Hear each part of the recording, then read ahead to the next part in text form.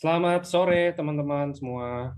Jadi harusnya kita mulai jam 3, cuman ini dimundurin beberapa menit karena nunggu teman-teman lain yang belum hadir ya. Karena kan sayang daripada nanti udah mulai nih, karena hari ini kita spesial, hari ini kita Q&A, kita mm, nggak nggak yang benar-benar slide gimana banget tentang produk. Nah, kebetulan hari ini produk yang mau kita bahas itu tentang Sensei Suru, karena kita sudah kedatangan seorang speaker, ada Dokter Kiki. Teman-teman pasti udah tahu kan Dokter Kiki.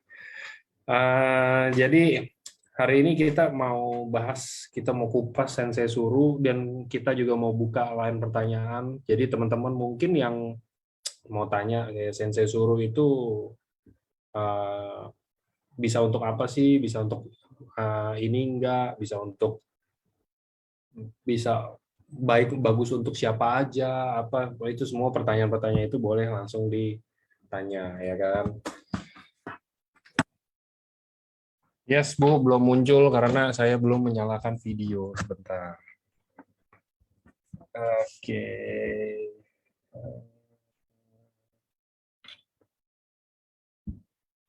Nah, oke.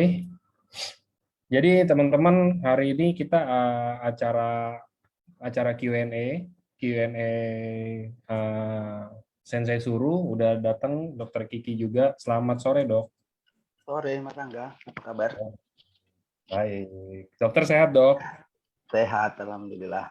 Sama sebelum kita mulai, saya cuma mau remind teman-teman, habis dari acara ini, mungkin kalau teman-teman yang ikut ke Borobudur, kalau bisa nggak usah keluar lah, udah di sini aja, nanti saya setelin video-video atau apa, biar sambil nunggu gitu ya. Jadi, karena setelah ini kita ada briefing sama Niko juga, nanti ada Niko juga, jadi eh, teman-teman yang ke Borobudur, jadi biasa kan kita ada briefing, jadi nanti teman-teman juga mungkin ada yang belum jelas tentang banyak berbagai pertanyaan-pertanyaan kalau yang berangkat Borobudur ya.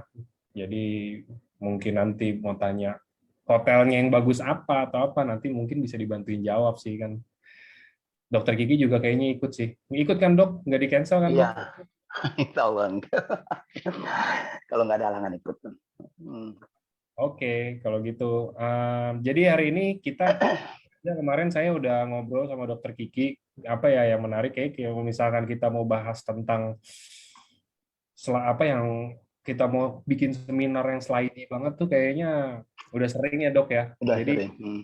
memutuskan untuk kayak Q&A aja lebih seru deh. Jadi maksudnya kita juga lebih interaksi, dan teman-teman juga mungkin kalau yang mau tanya secara langsung boleh nanti ngomong sama saya di kolom chat, nanti saya buka kameranya, saya buka suaranya, jadi bisa langsung tanya, konsultasi juga ke Dokter Kiki.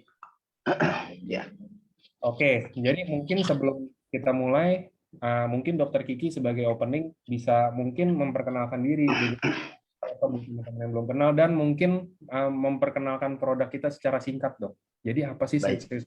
Jadi teman-teman juga mungkin kalau yang nggak tahu tentang Sensei Suru bisa mungkin jadi ada ide untuk bertanya apa gitu loh. Silakan dok. Oke. Selamat sore teman-teman semua, keluarga besar EFC Indonesia.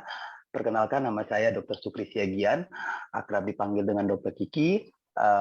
Kemudian background saya adalah di bidang estetik atau kecantikan, dan kemudian saya sudah mencoba dan menggunakan serum Sensei Suru ini. Serum Sensei Suru ini adalah serum regenerating. Jadi dia serum yang berfungsi untuk regenerasi, jadi perbaikan sel-sel kulit. Kemudian yang harus di-highlight lagi adalah bahwa dia adalah sudah nanoteknologi, ya. Jadi pada saat ini perkembangan dengan kecanggihan teknologi untuk lebih maksimal lagi penyerapan dari bahan-bahan aktif dari suatu produk, dia diproduksi dengan teknologi nano.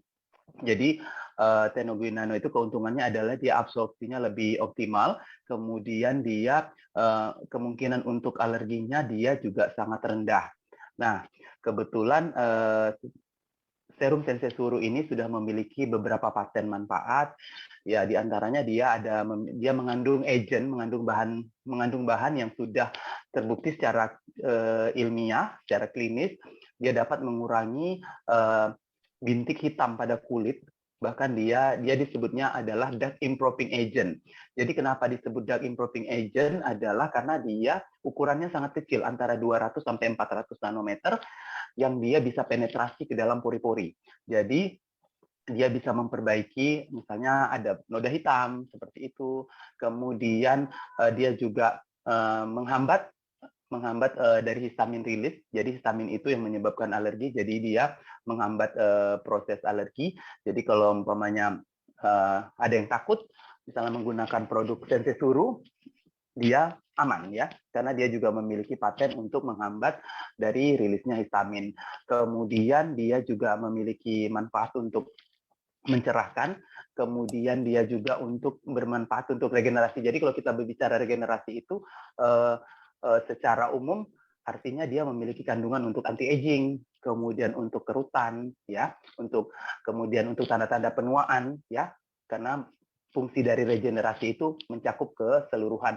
Dan dia juga mengandung satu bahan yang cukup bagus, dan kemudian bahan ini juga sudah memenangkan penghargaan Nobel. Dia mengandung EGF, epidermal growth factor. Jadi EGF itu dia dapat merangsang pertumbuhan kulit. Misalnya terjadi intek atau kerusakan pada kulit, dia baik yang disengaja maupun tidak. Yang disengaja itu misalnya pada tindakan perawatan medis, kemudian yang tidak disengaja misalnya luka, dia bisa membantu proses perbaikan lebih cepat.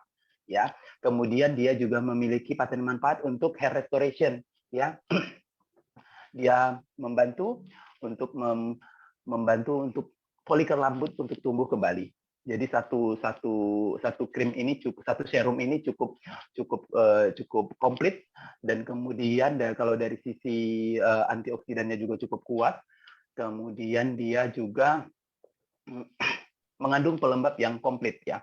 Jadi kalau di pasaran selama ini pelembab itu terpisah-pisah, kalau di Sensesuru pelembab itu menjadi satu ya, menjadi satu. Jadi artinya 3 sifat optimal dari satu pelembab yang harus dimiliki oleh satu pelembab, yaitu humectant, kemudian emollient, dan okklusif, itu terkandung di satu produk ini. Jadi kalau kita berbicara tentang kelembapan, dia harus berbicara mengenai manfaat bagaimana menarik kelembapan ke dalam kulit ya, kemudian itu nanti disebutnya humectant, kemudian bagaimana dia mengisi kelembapan di celah-celah kulit, karena kan antara sel-sel itu ada celahnya, dia mengisi, dan kemudian bagaimana dia mengunci biar yang sudah ditarik diisi, kemudian biar tidak menguap kembali, dia mengunci, itu namanya okklusif. Nah, di Sensesuru ini sudah terkandung ke 3 sifat optimal yang harus dimiliki oleh si satu pelembab optimal tersebut. Nah, selain itu kandungannya juga bagus sekali. Kemudian marine placenta tetap masih terkandung di dalamnya. Kemudian ada salmon DNA ya, seperti kita tahu dua kandungan ini sudah cukup powerful ya. Kita sudah merasakan manfaatnya dari produk Subarasi dan Usukushi. Kemudian saat ini terdapat di dalam Sensesuru yang aplikasinya secara topikal atau yang dioleskan. Kemudian dia juga mengandung glutathione pastinya sebagai ibu dari segala antioksidan. Kemudian dia juga mengandung Angelica root extract. Ya, Angelica root extract ini dia mirip dengan vitamin C, tetapi daya untuk perbaikan di kulitnya itu jauh lebih safe, jauh lebih aman dibandingkan vitamin C. Artinya kan kalau misalnya kita menggunakan vitamin C, kadang-kadang kulit yang terlalu sensitif, di wajah agak terasa pling-pling atau cekit-cekit. Nah, Hokkaido Angelica root extract ini dia lebih soft, dan daya untuk perbaikannya juga lebih baik daripada vitamin C. Tapi kandungan ini masih sangat jarang digunakan di berbagai skincare produk, dan hanya beberapa brand-brand high end atau brand-brand terkenal saja yang menggunakannya. Nah, kandungan ini terdapat di dalam sensei suru. Selain itu seperti biasa untuk satu kandungan regenerating serum harus ada kolagen, dan kebetulan kolagennya juga hydrolyzed. Kemudian ada ceramide, dan totalnya yang total bahan kandungan yang terkandung di dalam sensei suru itu sebanyak 52 bahan aktif yang cukup bagus, ya, cukup bagus untuk kulit. Dan kemudian serum sensei suru ini juga memiliki kemampuan untuk eksfoliasi, tetapi dalam tingkat yang cukup ringan sehingga aman untuk dipakai sehari-hari. Jadi dia memiliki kandungan light exfoliator yang cukup ringan untuk digunakan sehari-hari. Jadi selain perbaikan dari kerusakan, kemudian dia juga bersifat untuk maintenance, ya, bersifat untuk maintenance atau pemeliharaan yang aman dipakai untuk jangka panjang. Ya, begitu Mas Angga. Oke, kira-kira begitu ya tentang produk. Dan yang terpenting ini produk kita 100% bikinan Jepang. Ya, Ya, jadi teman-teman juga pasti tahu yang kayak SK itu atau apa, ini pabrikannya sama. Tapi maksudnya bukan yang kayak, oh iya berarti SK itu produk kayak bukan begitu ya. Maksudnya namanya kalau kita pabrik di Jepang itu tuh kayak mungkin satu pabrik tuh dia bisa ada kayak dimasukin bikinan produk apa. Tapi ya, karena spesialis misalkan di kosmetik, kita bilang di serum, ya udah nanti dibikinnya di situ yang merek-merek yang kita semua tahu. Jadi kita Sensei Sura ini sama pabrikannya sama kayak SK2 juga. Jadi ya harusnya sih kalau udah bisa masuk di satu pabrik gitu ya nggak mungkin kualitasnya sangat beda jauh atau gimana dong, harusnya kan. ya. Ya, seenggaknya kalau nggak mirip lebih bagus atau enggak lebih lebih di bawah dikit atau apa ya itu kan mirip-mirip lah intinya Quality ya, yang pasti quality controlnya, quality ya controlnya pasti sama ketatnya. bikinan Jepang kan. Iya, Jadi uh, oke, ini kita mulai tanya jawab langsung aja kali dok ya. boleh, boleh. Boleh. Ini yang tadi udah ada yang Q pertanyaan dari awal. Nah ini.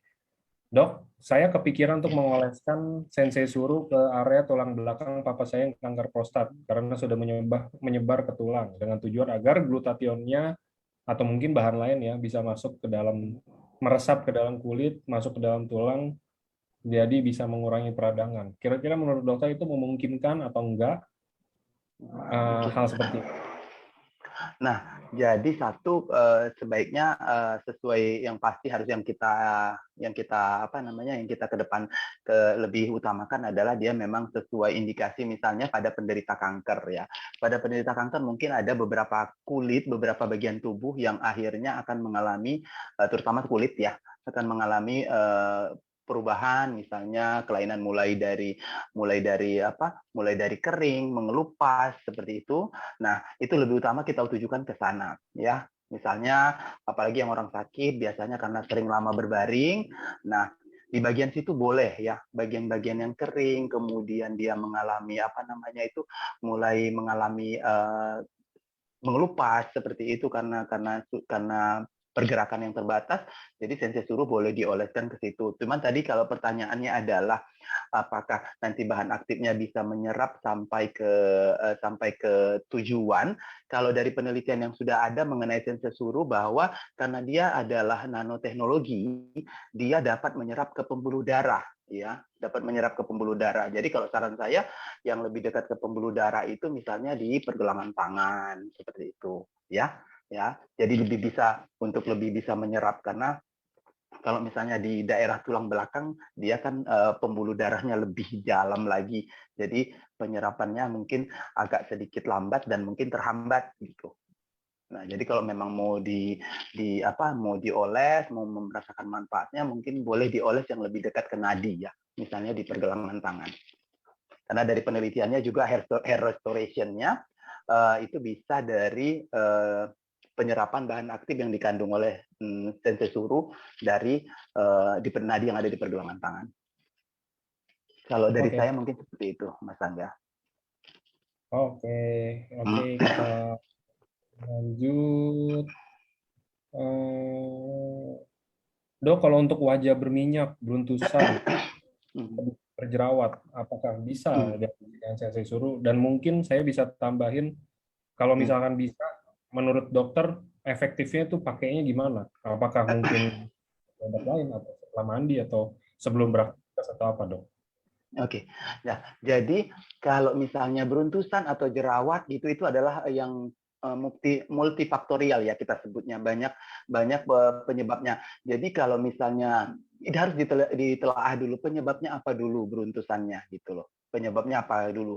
Kalau misalnya mengikuti seminar-seminar kita yang sebelumnya, jadi apakah memang kebiasaan dari kebiasaannya gitu. Karena nanti ini penting ke depan karena jangan sampai menjadi misalnya kebiasaan-kebiasaan dia yang merusak skin barrier itu tidak diubah, kemudian dia menggunakan sensor suruh, oke, sensor suruh mungkin akan membantu untuk perbaikan selnya, kemudian kelembapannya juga dapat, kemudian dia mengurangi peradangan, dan dia juga mengurangi mengontrol produksi minyak, iya gitu. Tetapi kalau kebiasaan yang sebelumnya tidak diubah, nanti yang akan menjadi yang di blaming itu adalah sensor suruhnya tidak bekerja gitu. Tapi sebenarnya bukan begitu. Sensor suruhnya bisa bekerja, tetapi yang apa yang kebiasaan yang setiap hari yang mungkin merusak skin barrier sehingga menyebabkan sering beruntusan itu harus diminimalisir atau bahkan kalau bisa dihindari. Misalnya contohnya mencuci muka lebih dari 2 kali sehari seperti itu, kemudian menggunakan pencuci muka dengan bahan eksfoliator setiap hari itu juga tidak boleh dilakukan ya. Nah, kemudian kalau yang sering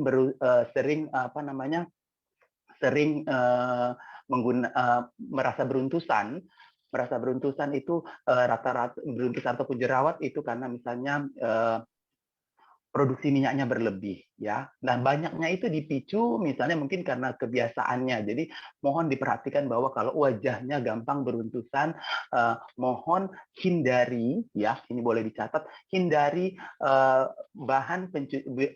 hindari pencuci muka ya, face wash atau face cleanser yang mengandung SLE ya ataupun SLES ya, itu tertulis di dalam kandungannya ya, mohon itu dihindari. Kalau enggak produksi minyaknya juga tidak akan terkontrol, beruntusannya tetap akan muncul lagi ya. Nah, kemudian kelembapannya juga harus ditambah ya. Nah, kalau memang misalnya selama ini tidak menggunakan toner, harap menggunakan toner dengan bahan yang hydrating ya. Hydrating toner yang bersifat lebih soft atau bersifat melembabkan di kulit. Nah, seperti itu. Nah, kecuali misalnya kalau misalnya jerawatnya memang terkait dengan sesuatu kondisi kelainan penyakit yang lain. Misalnya salah satunya adalah pada wanita misalnya kista ya, kista ovarium atau PCOS. Nah, itu juga harus diatasin dulu karena gangguan hormonal pada tubuh juga akan berakibat pada imbalance atau ketidakseimbangan produksi minyak pada wajah. Jadi kalau misalnya pertanyaannya bisa digunakan, bisa ya untuk mengatasi beruntusan, kemudian mengatasi untuk meredakan jerawat. Nah, pada kasus jerawat yang meradang harus diingat bahwa guideline atau pilihan pengobatan pertama itu adalah untuk mematikan kuman penyebab jerawat itu sendiri ya. Nah, nanti pengobatan jerawat yang secara medis nanti bisa dibarengi dengan penggunaan sensor suruh karena pengobatan jerawat yang meradang terutama secara keseluruhan dia akan bersifat mengeringkan ya, membuat kulit itu menjadi lebih kering, kemudian lebih gampang lebih sensitif gitu. Nah, nanti di sini sensor suruh akan berperan untuk mengembalikan kelembapannya. Jadi treatment untuk aknenya, medical aknenya menjadi lebih nyaman, kemudian dia juga untuk mengurangi peradangannya, gitu. Seperti itu. Ya. Nah, kalau Oke, misalnya efektifnya dipakai kapan aja, dia sensor suruh adalah serum, dia boleh dipakai pagi dan malam hari. Ya, seperti itu Mas oke, Angga. oke. Nah, itu kalau dari pertanyaan tadi, ditambah ada tai lalat kecil-kecil. Tai lalat kecil-kecil dan kutil kecil-kecil di wajah Oke, dan lain biasanya oke. ya, itu sih. Ya, Nah, saya juga kayak tai uh, lalat ya. Ini saya harus mulai Ya, pakai ya. sabun. Nah, jadi sebenarnya keratosis ya, kayak yang disebutkan Telala itu adalah keratosis. Dia adalah dari penumpukan perubahan sel itu sendiri karena banyak faktor pertambahan usia, kemudian paparan sinar matahari gitu. Nah, kemudian apakah Sensei Suru bisa membantu? Sebenarnya pilihan utamanya adalah keratosis itu harus diangkat, ya, harus diangkat itu dulu. Tapi karena keratosis ini sendiri pun tetap berkaitan dengan kondisi kelembapan pada kulit ya. Ya, kondisi kelembapan itu karena kita mungkin sehari-hari terpapar matahari tanpa perlindungan sunblock yang optimal, jadi akhirnya kulit juga mengalami proses penuaan, salah satunya kekeringan. Nah, nanti di situ Sensei Surunya membantu untuk memperbaiki kelembapannya itu tadi dan untuk mencegah uh, si keratosis tadi untuk muncul lebih banyak lagi gitu. Tetapi yang sudah ada, keratosis yang sudah ada sebaiknya adalah di apa namanya dioptimalkan untuk diangkat, nanti diangkat dengan kauter ataupun laser. Tapi saya mau sharing, saya punya keratosis di sini, ya, di sini saya punya keratosis nih, nggak kelihatan lagi. Kemudian juga ada di hidung. Nah, itu nggak pernah saya angkat gitu, nggak pernah saya angkat. Cuman kelembapan kulit saya perbaiki, ya, kelembapan kulit saya perbaiki. Kemudian sampai sekarang dia nggak ada, dia menghilang. Tapi saya notisnya saya sudah sadari sebelum dia menjadi lebih besar, saya sudah sadari, oh muncul keratosis gitu. Tetapi kalau memang dia sudah cukup besar, ya, keratosis itu cukup besar atau skin tag itu cukup besar, sebaiknya diangkat, ya. Nah, nanti boleh dicoba untuk memperbaiki kelembapannya, boleh digunakan Sensei Turu, ya, Oke. seperti itu. Dan itu juga kalau misalkan untuk menyamarkan tai lalat, Dok. Hmm, Maksudnya tai hmm, lalatnya bukan tai lalat kecil-kecil ya. Kalau tadi kan kita bilang tai lalat kecil-kecil. Kayak hmm, misalkan hmm, nih tai lalat contoh. Ini kayak saya ada nih di sini. hmm, hmm. Kira-kira bisa nggak untuk menyamarkan? Oke, Kalau saya kalau untuk dulu pernah, nggak hmm, sih. Dulu saya pernah ada dokter siapa gitu, iseng dokter kulit, Dok. Jadi dia bilang katanya kalau orang Thailand itu nggak bisa disamarkan karena beberapa ada yang udah berakar sampai ke dalamnya. Jadi nggak bisa disamarin. Saya nggak nggak bisa tahu deh. sama. Sebenarnya kan kalau kalau tai lalat itu sendiri, kalau tai lalat sendiri kan dia memang salah satunya yang berperan di dalamnya kan dia berwarna ya. Nah, jadi Hmm. di situ berperan pasti pigmen melanin ikut menumpuk ya, ikut menumpuk menjadi lebih gelap ya, coklat atau malah hitam gitu. Nah, di dalam Sensei Suru dia punya paten namanya melanin inhibition ya. Jadi dia bisa menghambat proses pembentukan melanin itu sendiri. Nah, ini adalah sesuatu yang baru. Jadi buat saya juga ini sesuatu yang baru karena dia di dalam bentuk partikel yang nano, ya, dia nanoteknologi, ya. Bagaimana dia bisa menyerap ke dalam kulit saja? Tadi kita udah bicara bahwa dia punya ada namanya pore darkening agent, ya. Nah, itu satu manfaat dari marine placenta yang sudah terbukti secara ilmiah.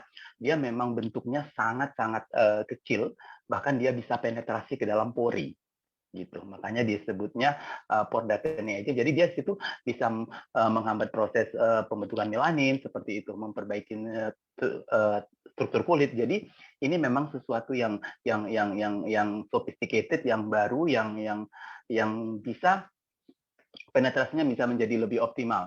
Tapi karena memang dia juga memiliki paten dari melanin inhibition itu, jadi kalau memang mau ditanya dia untuk menyamarkan untuk warna sih menurut saya dapat ya.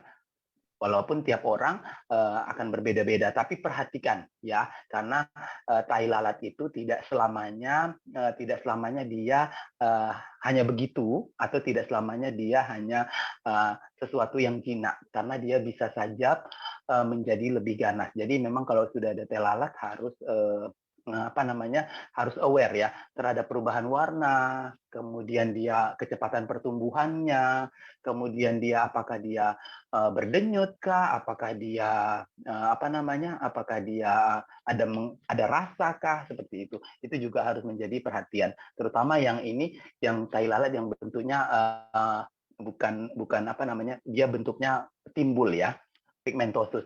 Nah, kalau biasanya yang tadi yang Mas Mas Angga sebutkan mungkin tai lalat yang bentuknya datar ya. Ya, nah kalau yang bentuknya datar itu namanya Nepus melanocyte.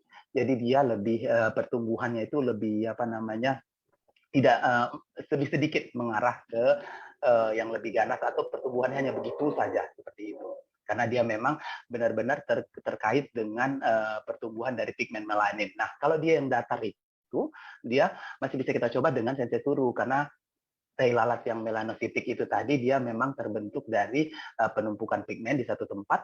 Nah, kemudian ada paten fungsi yang dimiliki oleh sensesuru untuk menghambat proses pembentukan melanin. Jadi kalau yang datar itu tadi dia bisa dapat, walaupun kecepatannya hasilnya pada tiap orang itu pasti tidak sama.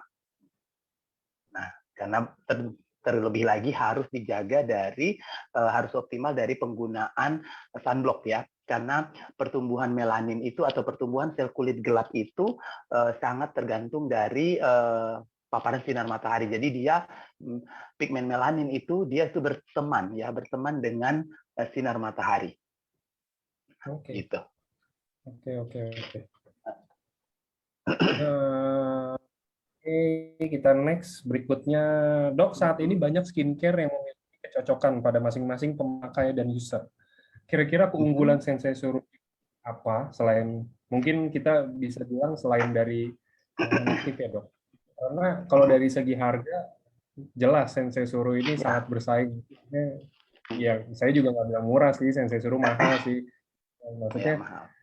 mungkin dokter bisa menceritakan kelebihan apa lagi sih yang ada dari Sensesuru selain bahan aktif yang tadi kita udah bahas di awal, mungkin dia ada sama bahan aktif dan Nah, satu dia yang paling utama itu dia adalah nano ya, nano. Jadi dia nano size, kemudian dia nano size ya. Dan ini belum banyak skincare yang menggunakan teknologi ini ya. Nano size itu rata-rata high end ya, high end brand menggunakan teknologi nano. Jadi dia penetrasinya lebih optimal, kemudian dia apa namanya penetrasinya lebih optimal sehingga hasil yang didapatkan bisa lebih maksimal. Itu sih yang pembeda paling utama itu. Kemudian yang kedua adalah bahwa dia di dalam satu serum ini dia mengandung pelembab yang sudah memiliki ketiga sifat optimal yang harus dimiliki oleh suatu pelembab ya. Jadi kalau misalnya pada kulit yang tidak terlalu kering tanpa tambahan moisturizer pun kelembapannya sudah terkunci gitu. Nah, pada produk-produk yang skincare yang beredar di pasaran lebih banyak itu dipisah ya. Seperti kalau teman-teman mengikuti seminar-seminar kita yang sebelumnya, kita sudah bahas mengenai sifat optimal yang harus dimiliki oleh suatu sifat ideal yang harus dimiliki oleh suatu moisturizer, yaitu harus ada humectant, emollient, dan dia-occlusive. Nah, rata-rata produk-produk skincare yang ada di pasaran itu masih memisahkan ya. Nanti dia misalnya sifat humectantnya didapat dari toner, ya hydrating. Kemudian nanti occlusive-nya mungkin dia dapat dari essence atau dari serum. Nah, kemudian untuk sifat yang occlusive atau menguncinya dia dapatnya dari tambahan moisturizer. Nah, di dalam Sensesuru dia menggabungkan ketiganya. Dan sepanjang pengalaman saya belum menemukan satu produk yang dia di dalamnya mengandung ketiga sifat ideal suatu moisturizer ini. Jadi memang biasanya dipisah dan harus ditambahkan lagi dengan moisturizer yang lain. Nah, kemudian itu yang kedua tadi. Kemudian yang ketiga tetap memang unggulannya adalah dia bahan baku ya. Kandungan. Kandungannya komplit sekali. Jadi kalau memang kita berbicara di dalamnya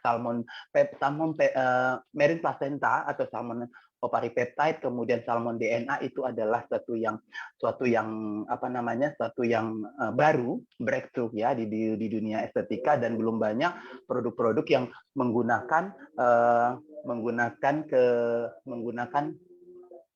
kedua bahan aktif ini.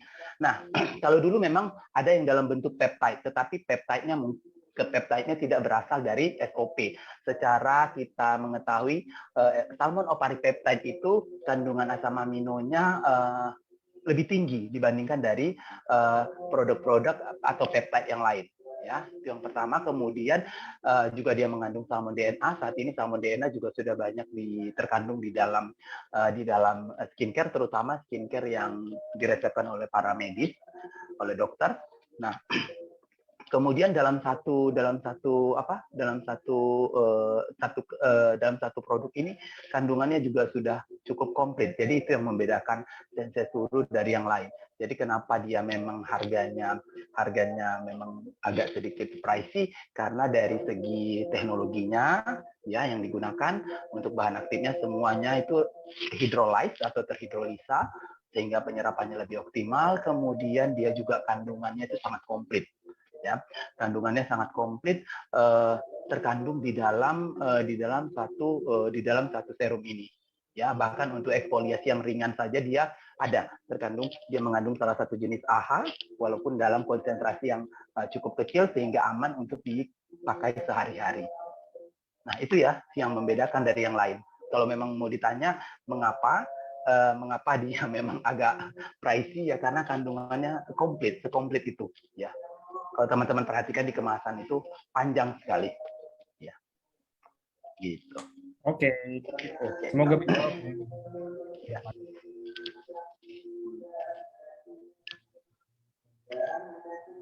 Nah, ini juga bagus nih pertanyaan, Dok. Anjuran pemakaian Sensei Suru itu 2 pump. Tapi kalau misalnya 1 pump saja, kira-kira ada perbedaan enggak di kulit? Nah, kalau setelah udah pakai Sensei Suru di wajah, terus wajahnya udah berubah nih, udah jadi bagus. Apakah kalau saya berhenti pakai Sensei Suru, wajahnya itu akan tetap kayak begitu, ataukah akan balik lagi ke sebelumnya saya pakai Sensei Suru? Oke. Jadi tadi pertanyaannya ada 2 ini ya. Apakah cukup 1 atau 2 pump? Nah, sebenarnya kalau mau menurut dianjuran memang 1 pump saja sudah cukup ya. Tetapi biasanya cara pengolesan kita ya, tiap orang itu kan beda-beda. Ada orang yang cara pengolesan kemudian dia luas permukaan kulit, permukaan wajah itu kan tidak semua orang tidak sama. Yang penting kita harus memastikan bahwa serum tadi yang kita oleskan ke wajah itu memang menutupi ya, memang rata terdistribusi ke seluruh wajah. Jadi tidak ada batasan sih, misalnya mau 2 pump it's okay, nggak apa-apa gitu. Kalau mau 2 pump it's okay, mau digunakan, yang penting adalah dia memang menutupi ke seluruh wajah. Kalau saya biasanya wajah dan leher gitu. Makanya antara 1 sampai dengan 2 pump gitu. Nah, kemudian yang seringkali menjadi pertanyaan adalah yang tadi seperti dibacakan Mas Angga, apakah setelah tidak menggunakan Sensei Suru kulitnya akan tetap seperti itu atau seperti apa? Oke. Nah, yang berbeda lagi dari Sensei Suru ini adalah dia satu, bahwa dia ada efek regeneration-nya kan, bahwa dari awal dia memang regenerating, dia memperbaiki.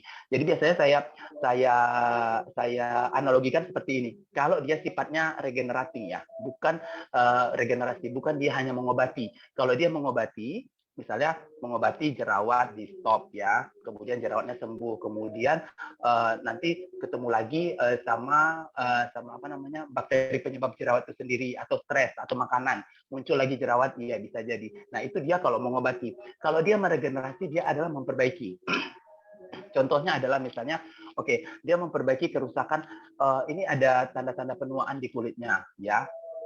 Kalau kita bicara tanda-tanda penuaan kemudian diperbaiki, ya, kemudian kita stop, tetapi penuaan kan tidak bisa kita stop.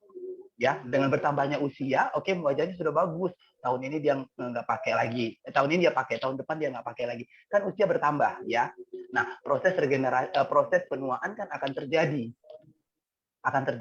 Nah, masalahnya muncul lagi yang baru lagi, tetapi bukan yang awal tadi gitu. Nah, karena kalau dia sifatnya meregenerasi, dia memperbaiki apa yang ada saat ini gitu. Misalnya kelembapannya rusak, dia perbaiki. Rata-rata sih yang banyak dikeluhkan itu adalah bahwa kulitnya kering, kemudian gampang beruntusan, gampang sensitif karena memang skin barrier-nya rusak. Ya, skin barrier-nya dirusak oleh penggunaan krim-krim sebelumnya. Bisa dari penggunaan bahan eksfoliator yang terlalu keras digunakan setiap hari, kemudian menggunakan bahan obat ke wajah yang tidak sesuai indikasi, bisa dari situ. Kemudian atau menggunakan bahan-bahan yang sifatnya untuk mempercepat proses penggantian sel kulit mati, tapi tanpa jeda waktu. ya. Nah, contohnya misalnya kalau teman-teman menggunakan retinol saja, retinol itu ada jeda waktu. Ya, tidak digunakan untuk setiap hari. Tapi kalau misalnya itu dulunya digunakan setiap hari sampai akhirnya terjadi kerusakan pada skin barrier-nya, misalnya penggunaan AHA/BHA juga seperti itu. Nah, kemudian muncul kerusakan di skin barrier atau pelindung terluar kulitnya, kemudian diperbaiki oleh sensei suru, kemudian oleh kandungan terabat sensei suru, kemudian kulitnya mengalami perbaikan.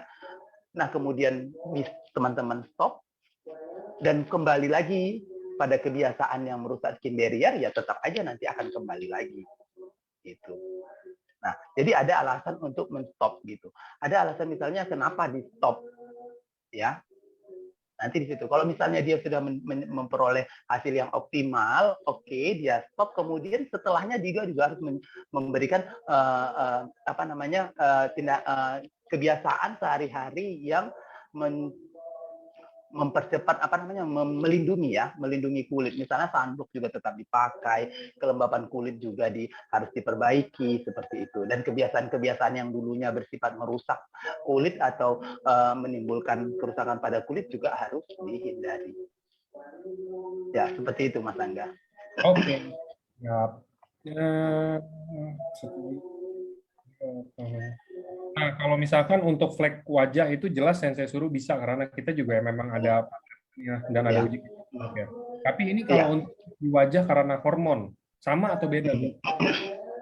Sebenarnya kalau memang mau ditanya proses pembentukan dasarnya pembentukan flek hitam di wajah itu ya tetap karena ada proses kenaikan proses dari pembentukan pigmen sel kulit gelap melanin itu sendiri. Nah, kalau memang mau ditanya dari hormon, biasanya yang terkait hormon itu hanya temporer, misalnya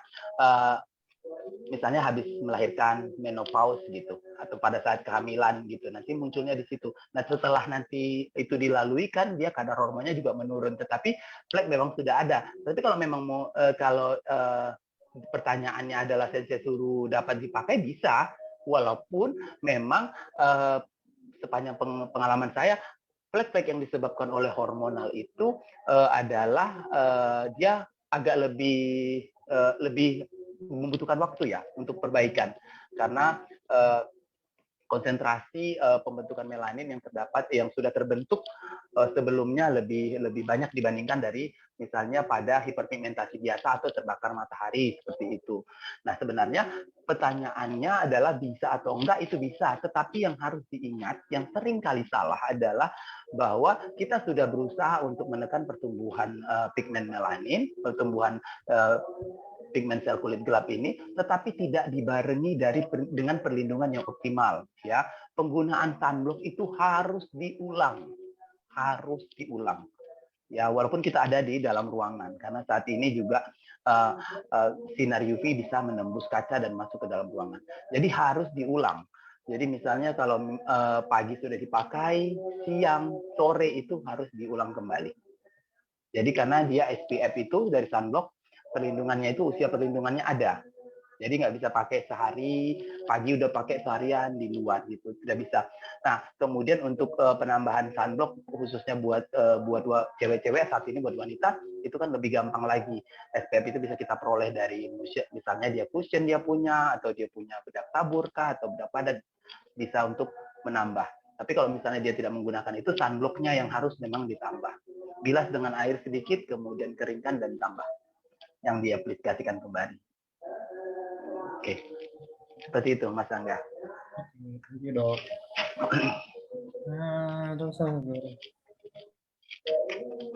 Dok, apakah benar saya sudah translate tulisan di botol tertulis bahwa sensei sudah tidak boleh digunakan untuk bagian kulit yang mengalami ruam, bengkak atau luka? Mungkin lukanya luka.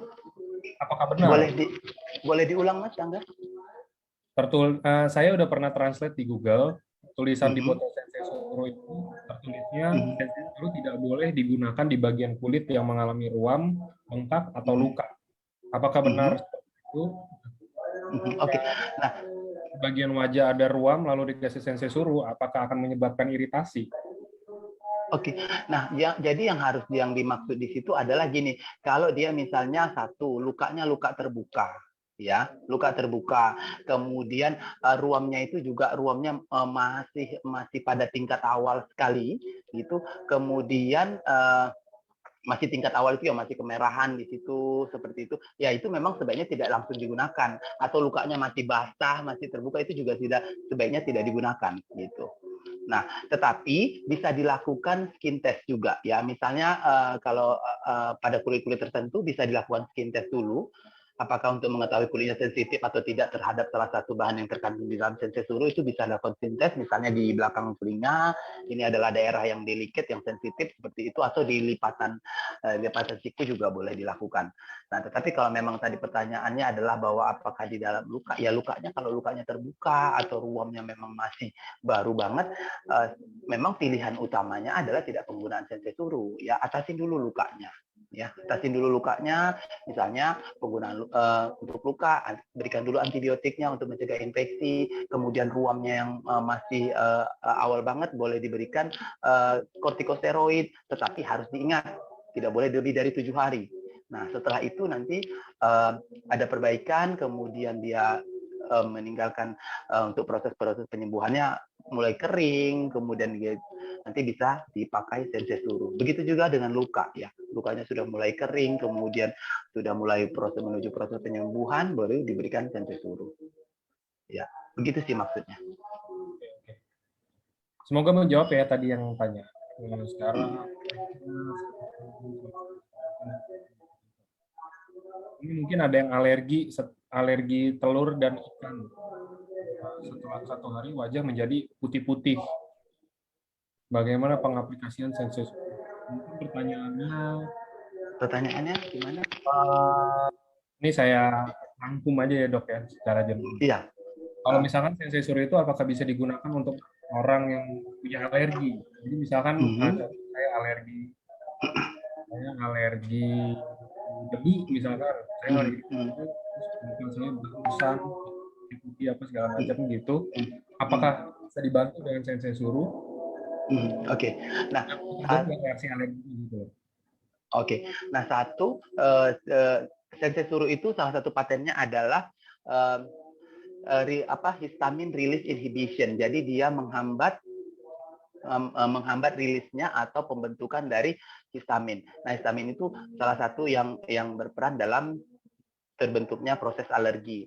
Nah, jadi kalau mau ditanya apakah bisa dibantu, nanti boleh dicoba, tetapi lakukan dulu skin test ya. Skin test itu misalnya seperti yang saya sebutkan tadi, bisa di pergelangan tangan atau yang dekat di wajah, bisa di belakang kuping, kemudian perhatikan 12 sampai 24 jam kemudian apakah yang terjadi. Nah, kalau memang tidak terjadi reaksi alergi, nanti boleh dipakaikan pada kulit wajah yang mengalami gejala alergi itu. Tetapi harus diingat, kalau dia memang alerginya karena makanan, dia tidak hanya akan muncul di wajah. Ya, dia tidak hanya akan muncul di wajah, dia pasti akan muncul di bagian tubuh lainnya, karena dia kan sifatnya sistemik nih, oral, dimakan dan dia masuk ke dalam tubuh. Tetapi kalau hanya misalnya di wajah, bisa jadi bukan yang karena dimakan tadi, tetapi karena apa yang dipakaikan ke wajah, namanya dermatitis kontak. Jadi dermatitis kontak itu segala sesuatu, dia misalnya dia menimbulkan ruam, kemudian dia seperti gatal atau apa, tetapi hanya di wajah. Misalnya contohnya saja kemarin ada pasien yang dia mengalami ruam itu di bagian sini saja, kemudian di salah satu pipi, kemudian di bagian lainnya tidak. Jadi saya sebutkan kalau itu karena sensor suru, pasti sudah ke seluruh wajah gitu. Nah, cuman karena pada satu tempat saya tanyakan lagi riwayatnya apa gitu.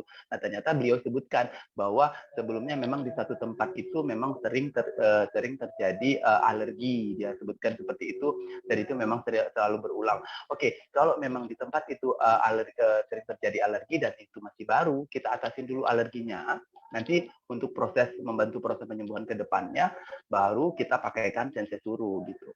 Nah, tapi kalau memang tadi kan kita bicara apakah dia bisa untuk mengatasi alergi, karena pada beberapa kasus pasien yang mengalami kekeringan atau misalnya dia ada eksim yang di kulit yang tidak yang lama sembuh gitu, tetapi sudah pada tahap yang bukan awal lagi, sudah mulai kering tetapi tidak sembuh-sembuh, di situ sensei suruh banyak membantu.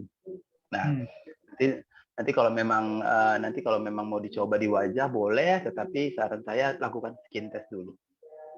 Kalau misalkan untuk eksim basah dan di anak-anak umur 10 tahun, kira-kira tunggu dulu sampai eksimnya kering. Ya, atasin dulu eksimnya dengan pengobatan medis, baru nanti berikan sensei suruh sesudah oke. agak kering. Ya.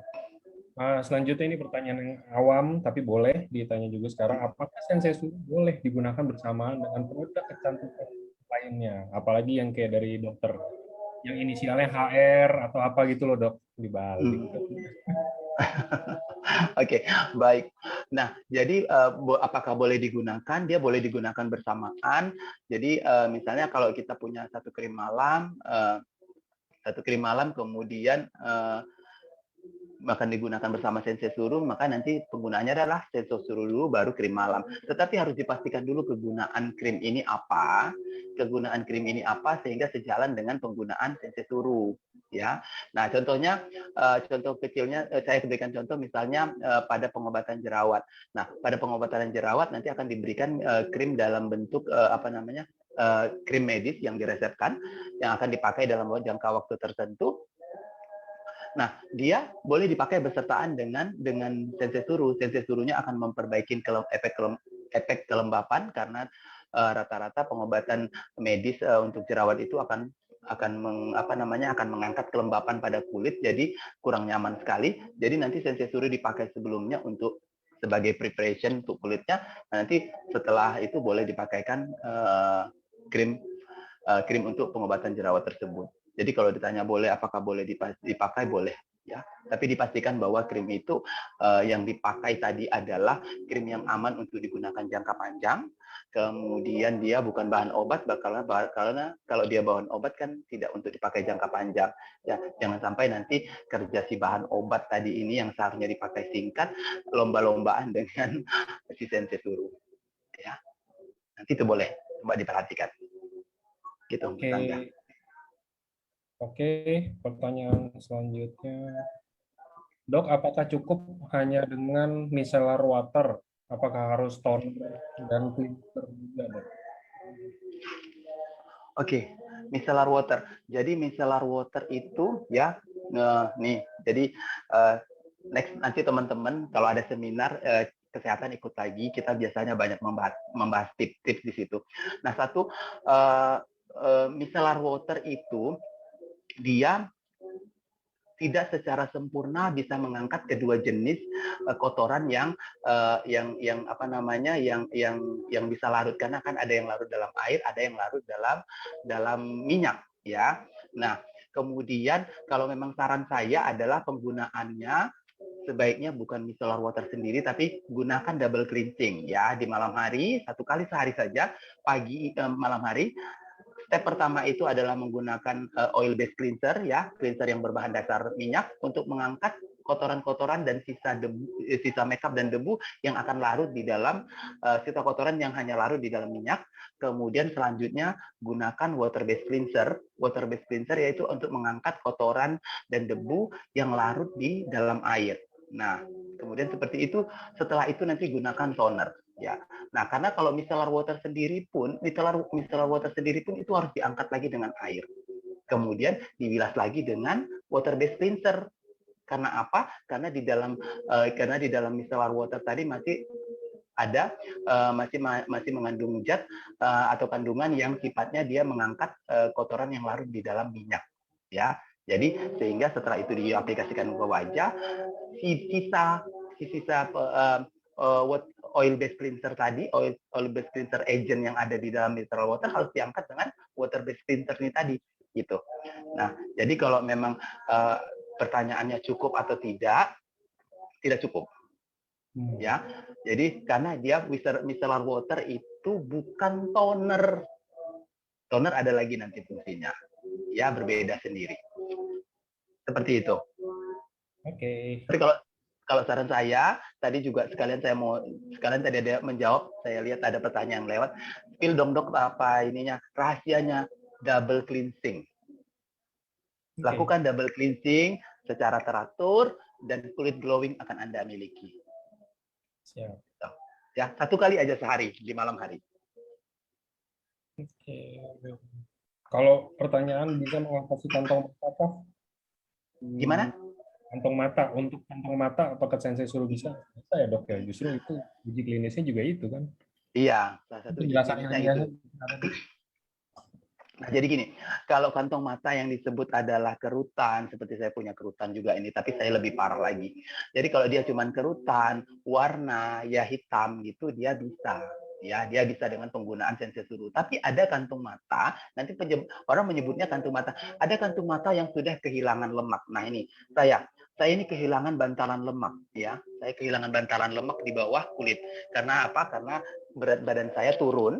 Ya, berat badan saya turun, body fat index saya juga turun, kemudian beberapa cadangan bantalan lemak yang ada di wajah dengan pertambahan usia juga ikut turun. Tetapi kalau dia bentuknya sudah bantalan lemak yang turun, dia memang harus dilakukan dengan cara mengisi ya, diisi nanti dengan tindakan medis, dengan PRP boleh, dengan plasma darah kita sendiri boleh, atau misalnya orang yang kantong matanya malah terjadi tumpukan lemak ya, yang menggembung begitu ya, karena kenapa saya jelaskan ini, karena setiap orang menyebutnya kantung mata gitu, semuanya kantung mata, semua kelainan itu disebutnya kantung mata ya. Jadi biar persepsinya bisa sama dulu persepsinya, bahwa kalau misalnya kantung mata yang disebut adalah penumpukan lemak ya di bawah mata, ada yang menggembung sekali ya, itu memang harus diangkat ya. Tetapi kalau teman-teman bisa lihat nih, saya kan punya kantung mata nih ya,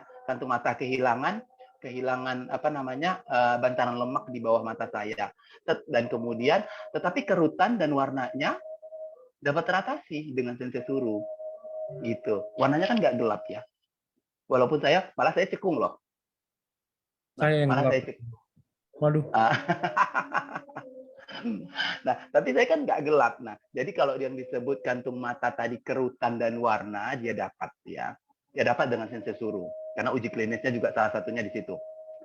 Tetapi kalau misalnya teman-teman tiba-tiba kurus banget atau kayak saya mengalami penurunan lemak dalam tubuh dan kemudian bantalan lemak di wajah juga ikut menurun dan pertambahan usia, ini nggak mau memang diisi gitu. Cuman saya belum isi. Nah, kemudian kalau dia memang pada orang tua juga ada itu yang tubuhnya agak gemuk, kemudian dia bantalan lemaknya di situ menumpuk, itu juga harus diangkat. Nah, tetapi yang bisa dilakukan oleh dengan sensei suruh adalah dia bersifat meregenerasi ya. Di situ ada kerutan, kemudian di situ ada di situ ada kerutan, kemudian di situ ada penumpukan pigmen yang lebih gelap gitu. Itu bisa dicoba. Dan sensei suruh ini karena dia bahannya nano, dalam bentuk nano, dan dia juga soft untuk digunakan sampai ke area bawah mata. Boleh gitu. Oke.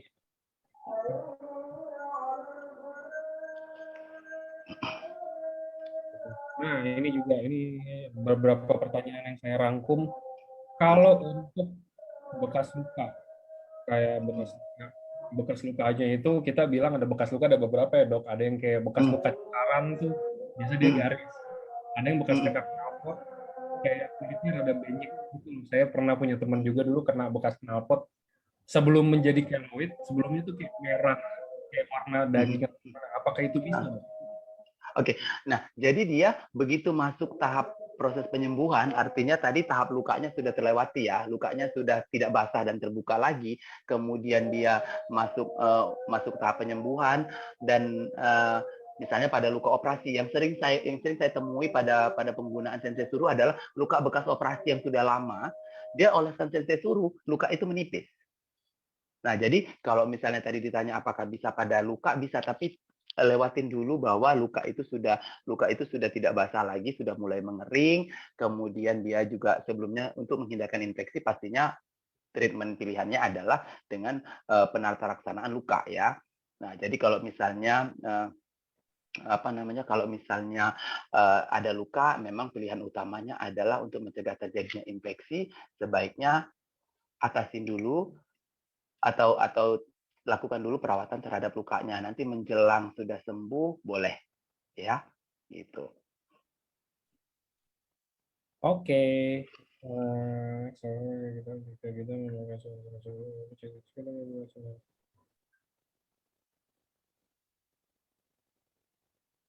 Mengurangkan penebalan kulit. Oke, ini borongan nih pertanyaannya, tapi Hmm. saya coba rangkum biar jawabannya bisa buat yang lain juga ya.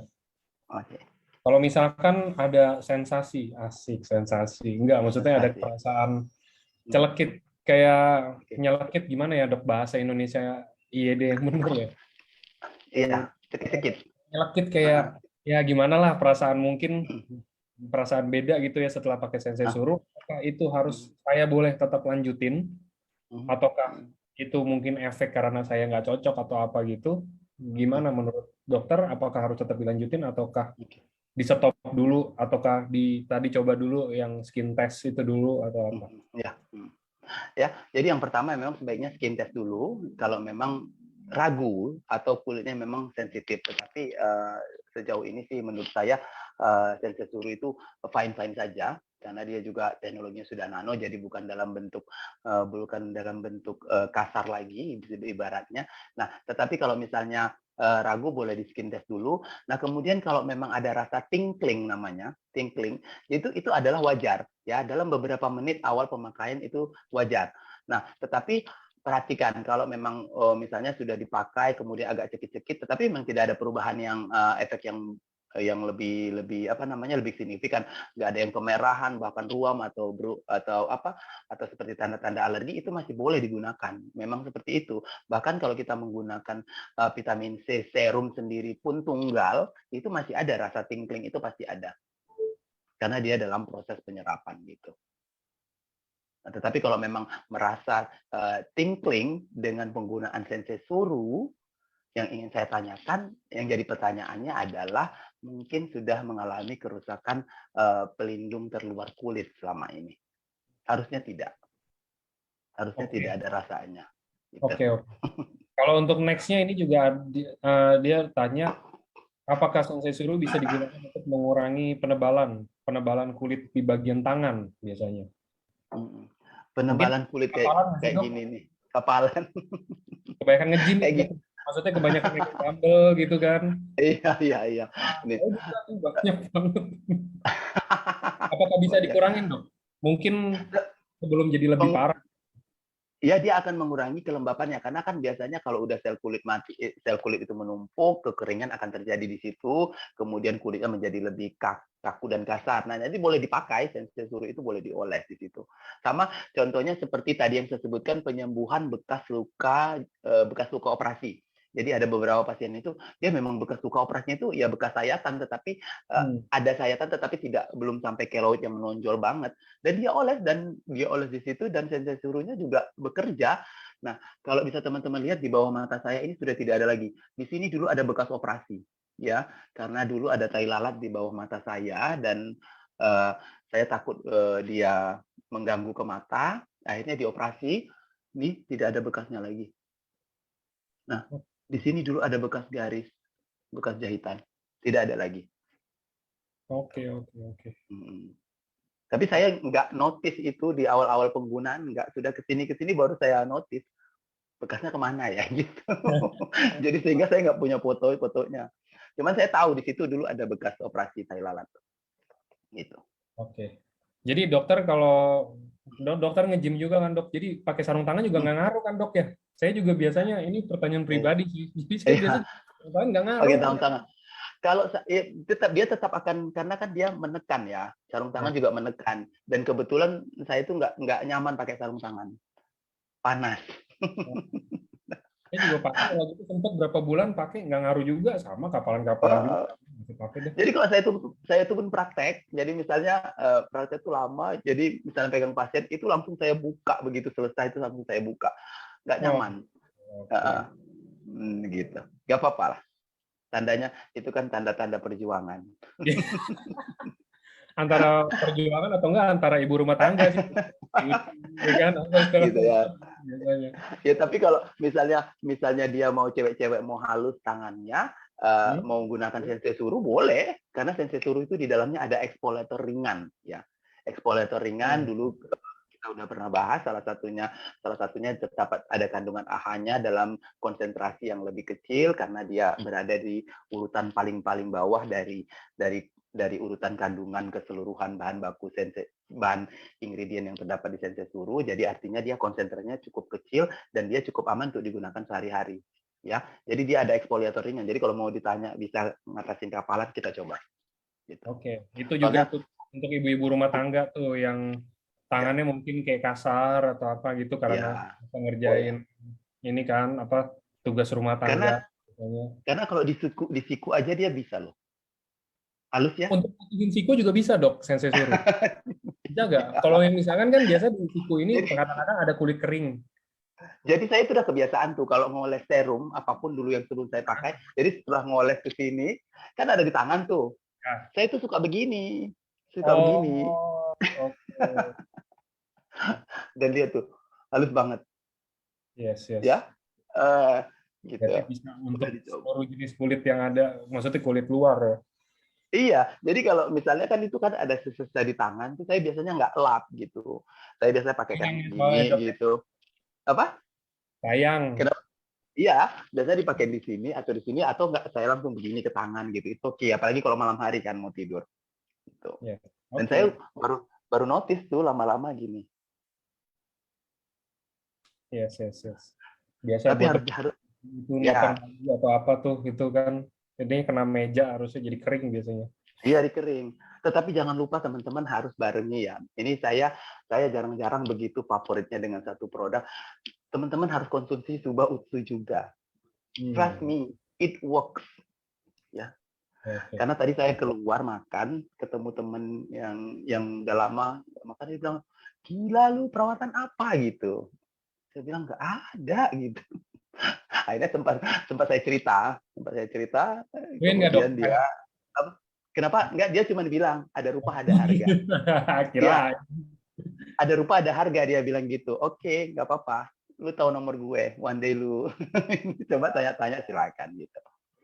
Kirain tapi bagus sih, mau makan join kan tiba-tiba teman-teman cobain ya, apalagi yang banyak mengalami permasalahan kulit seperti eksim yang nggak sembuh-sembuh gitu.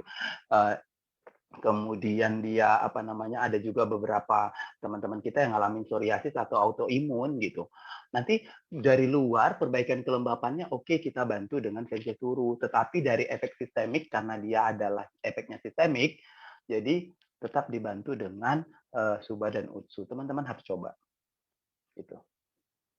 Gitu Mas Angga. Oke, ini kita dari tadi ngebahas mungkin ada sedikit tentang regenerasi sel dan lain-lain untuk orang yang mungkin belum lansia. Ini kalau untuk lansia kira-kira sensei suruh apakah masih efektif, Dok? Efektif, ya, efektif. Jadi efektif itu saya banyak melihat pasien-pasien yang menggunakan sensei suruh itu kulitnya yang selama ini kan pada orang tua itu kan yang lebih berpengaruh itu kan proses penuaan itu sendiri, kulitnya mulai kendur kemudian kering, itu kan tanda-tanda penuaan. Nah kemudian dan serum sensei suruh ini masih cukup aman untuk dipakai usia geriatri atau yang sudah lanjut usia karena dia dalam bentuk nanoteknologi. Jadi penyerapannya itu ibaratnya slow release, kemudian dia soft. Jadi dia kalau memang mau ditanya apakah memang masih berpengaruh, dia ngaruh. Terutama nanti dia di awal penggunaan dia akan memperbaiki kelembapan. Ya, kelembapannya akan terkoreksi dengan baik, kemudian nanti juga kerutan-kerutan akan terkoreksi, tapi harus diperhatikan ya, seperti yang sebelumnya pernah saya ceritakan bahwa kerutan itu semuanya nanti sebutnya kerutan, tapi ada yang sudah menjadi fold ya, fold itu lipatan ya. Jadi misalnya pada garis senyum dia yang dangkal, misalnya kalau misalnya dia dangkal itu masih termasuk kerutan ya, ada namanya dynamic and static wrinkle. Jadi kalau dynamic wrinkle tuh kayak gini nih. Nah, ya, ini dynamic wrinkle, begitu saya tidak berekspresi lagi, dia akan menghilang. ya, dia akan menghilang. Itu namanya dynamic wrinkle. Nah, kemudian ada namanya static wrinkle. Nah, static wrinkle itu walaupun dia nggak berekspresi, kerutan itu sudah ada di situ tetap. Tetapi itu bukan kerutan, itu sudah masuk namanya pol atau lipatan.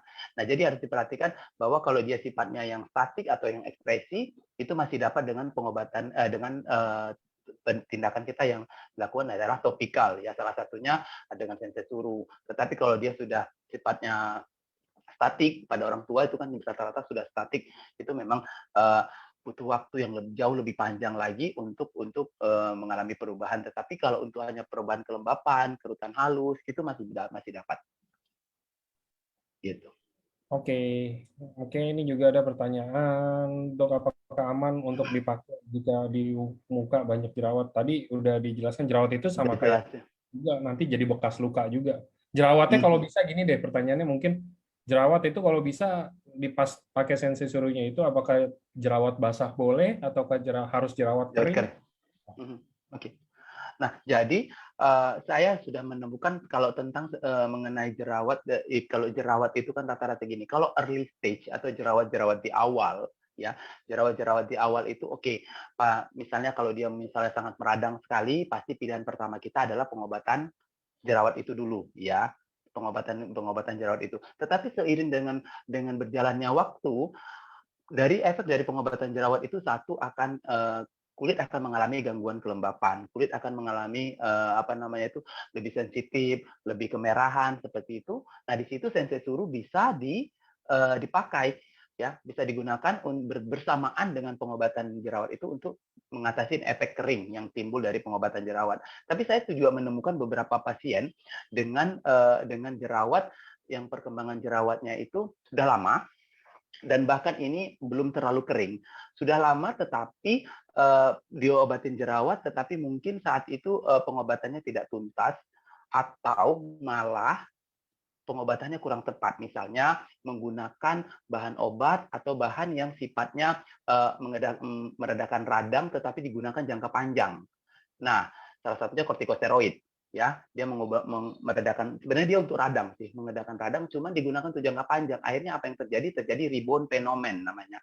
Rebound fenomen itu apa? Bahwa karena tadi si bahan obat ini seharusnya tidak dipakai jangka panjang, tetapi dibuat jangka panjang, dia akan mengubah sifat biologis daripada sel kulit itu sendiri.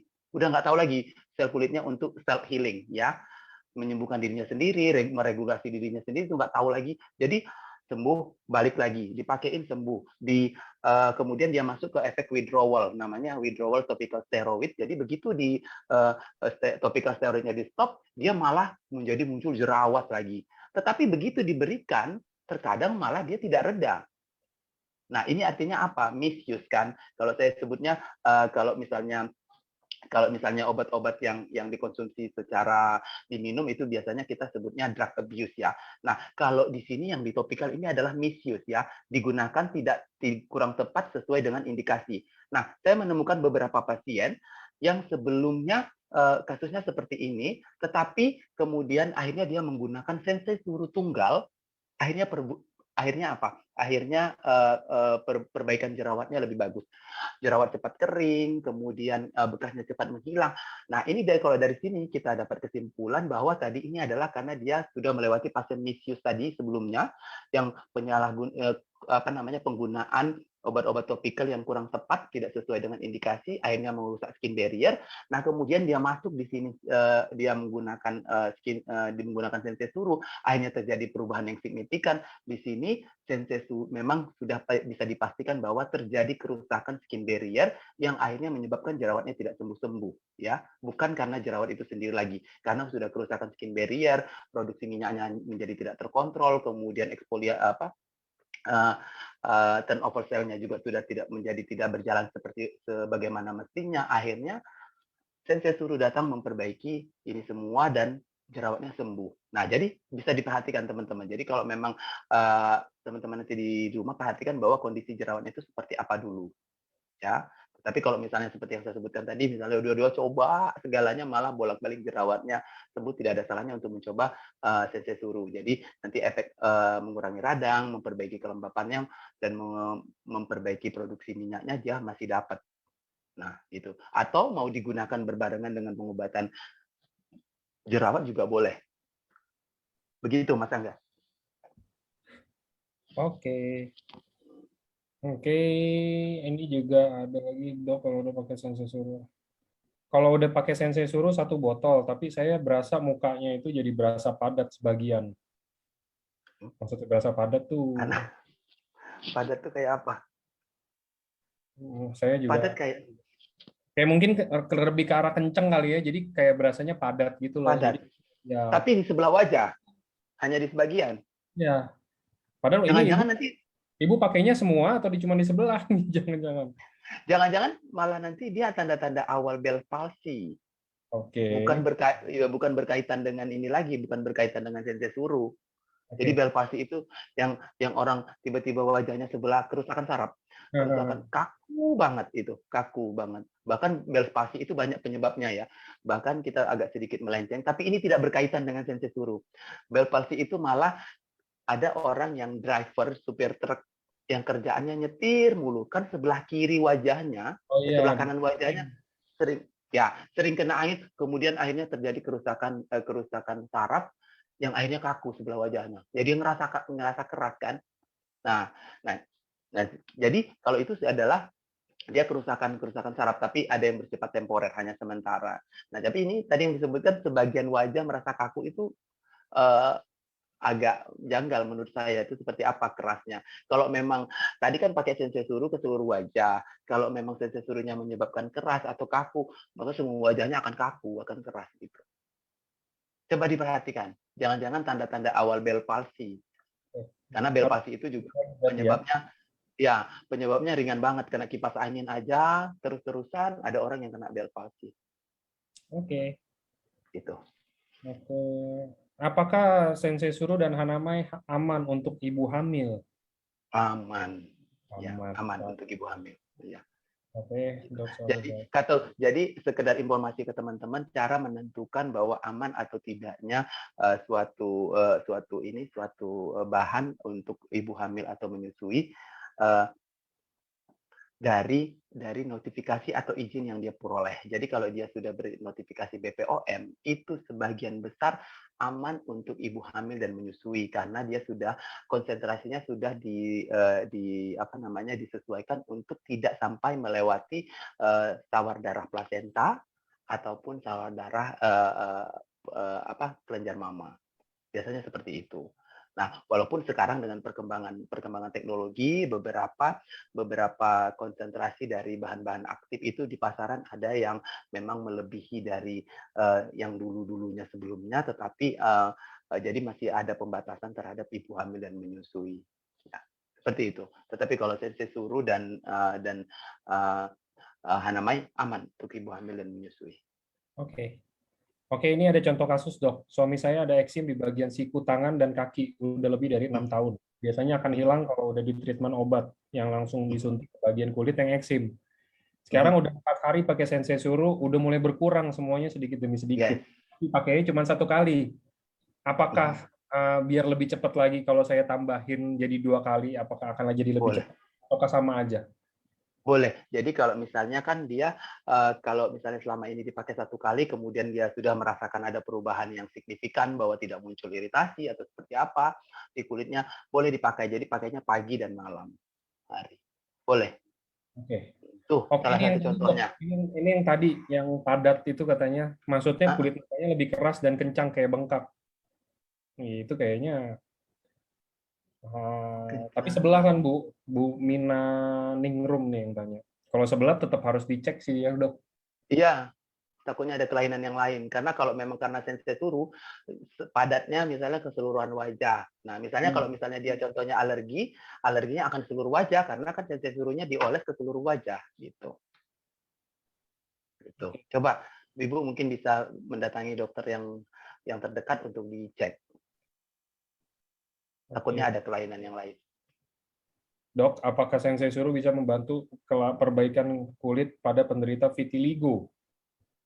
Nah, jadi vitiligo itu salah satu kasus yang sampai sekarang juga pengobatannya juga agak-agak memerlukan waktu butuh yang panjang, tapi saya ketemu satu kasus, karena ini kenapa saya bicara, misalnya saya bicara SOP, saya bicara UTSU, karena dia kandungannya sama ya. Salah satu kandungannya itu adalah salmon ovaripeptide dan itu terkandung di dalam sensei suru.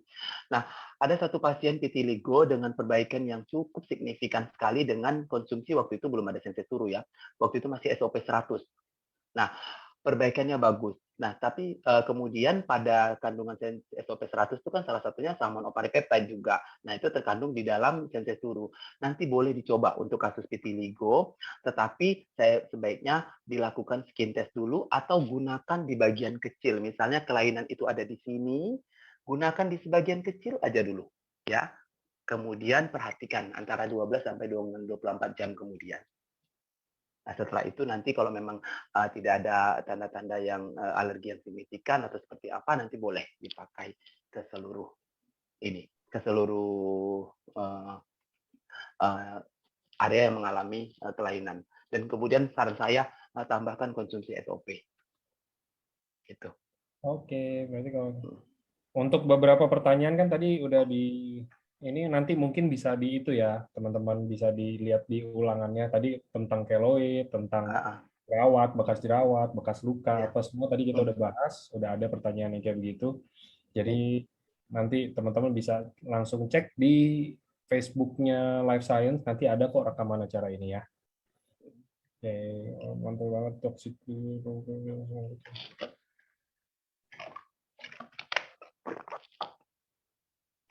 Oke, ini juga maksimal untuk penggunaan Utsukushi juga. Iya, itu kombinasi yang sangat cocok itu Utsukushi dan Sensei Suru. Ya, Oke. kombinasi yang baik. Tentang terapi autoimun dasar di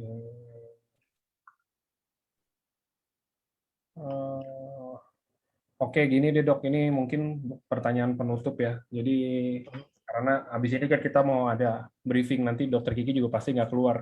Tetap ikut dong dok, dalam aja ya. Iya. Ya. Ini ada pertanyaan juga dok. Ini lebih ke arah medical sih dok, bukan untuk yang kulit yang kayak gimana banget, tapi ada urusannya sama kulit. Kalau misalkan untuk terapi, sabar bentar, ini pertanyaannya hilang tadi saya ada baca. Oh ini, gini aja, kombinasi nih dok, misalkan kayak contoh saya ada jatuh atau saya ada apa luka gitu loh, terus saya mau biar lukanya tuh tetap pulihnya cepat. Harus dibarengin dengan Subarashi dan Utsukushi. Kalau dari dokter Kiki, misalkan luka, dari luka itu pemakaian sensei suruhnya berapa kali sehari, terus mungkin boleh juga kalau dokter Kiki bisa membantu, takaran ada Subarasinya atau Utsukushinya itu menurut dokter Kiki efektifnya berapa? Biar lukanya cepat sembuh. Oh, lukanya cepat sembuh.